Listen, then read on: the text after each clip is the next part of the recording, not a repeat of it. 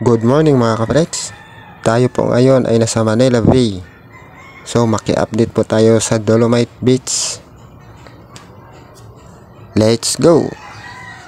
Ika nga nila, huwag maging banyaga sa sarili nating bansa. Kaya tara, titingnan natin yung Dolomite Beach.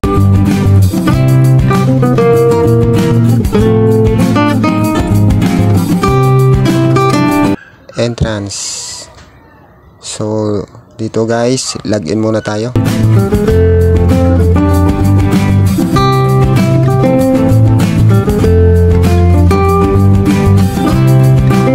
Yan oh, maganda din pala. First time guys, first time kong pumunta dito.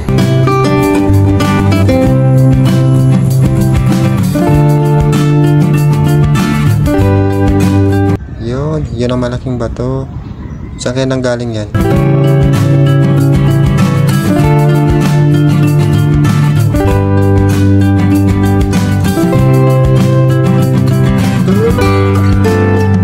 Ayan, marami ding tao.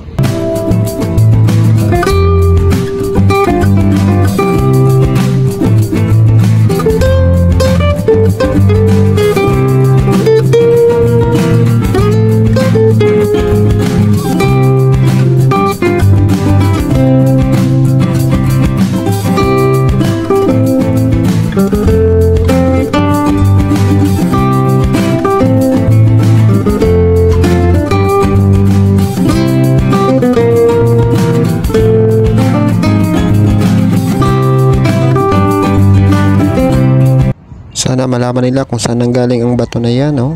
Ang laki, di mo alam kung saan nanggaling eh.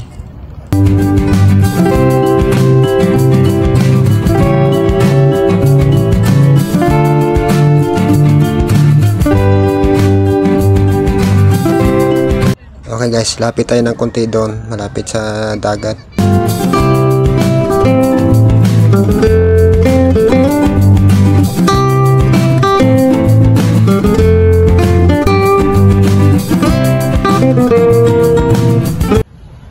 Mababaw lang ang tubig mga kaprex. Kati.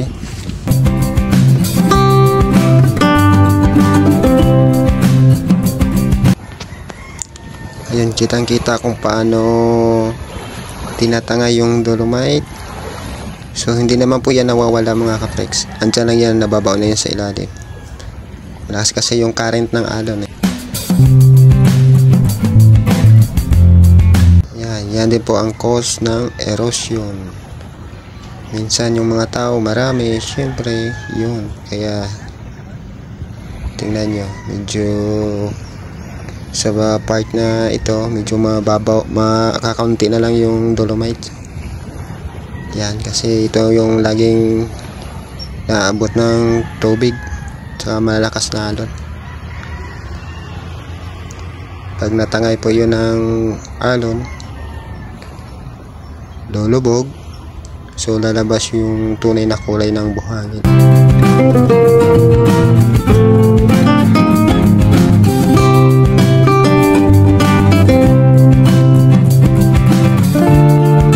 Tayong bangka doon, mga barko.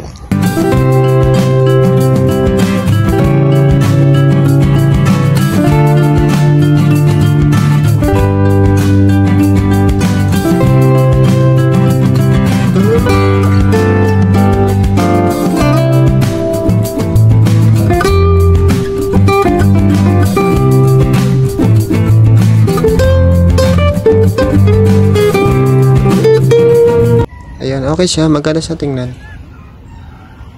Yan. So yun, makikita natin yung yan, medyo panot na. Yan, papanot yan guys, gawa po ng tubig dagat. Abot hanggang, maaring hanggang dyan lang yung abot ng dagat. Siyempre malakas yung current tsaka yung alon, kaya yan nagkakaroon ng erosion.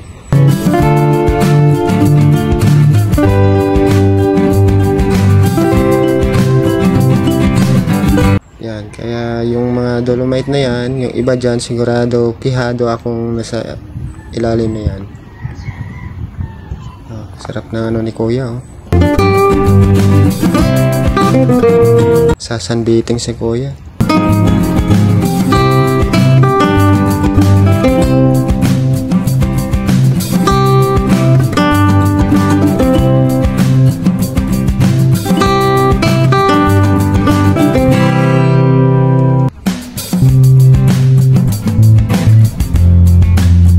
Ayan guys, magandang tingnan to pag andun ka siguro sa buildings na yan, oh.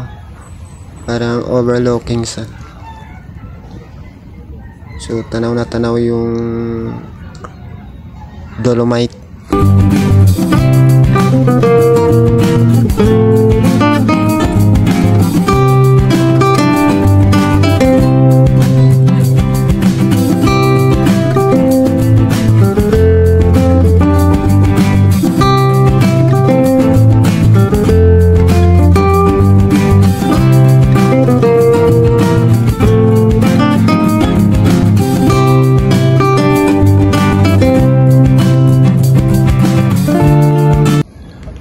Shoutout nga pala guys kay Sir John Tukad TV.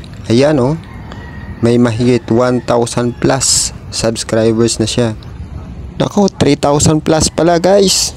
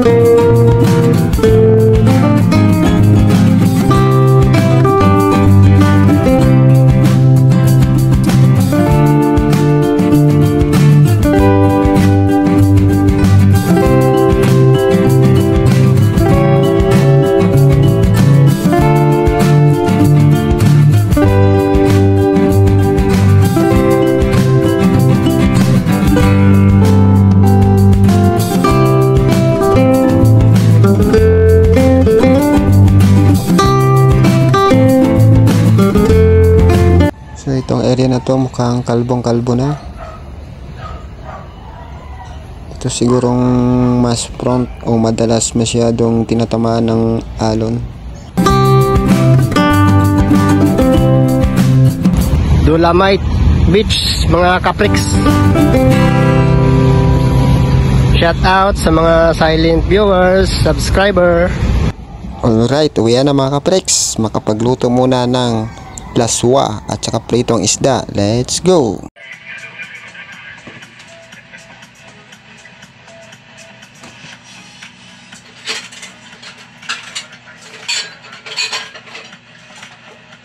Okay, kain na. Kain mga kapriks.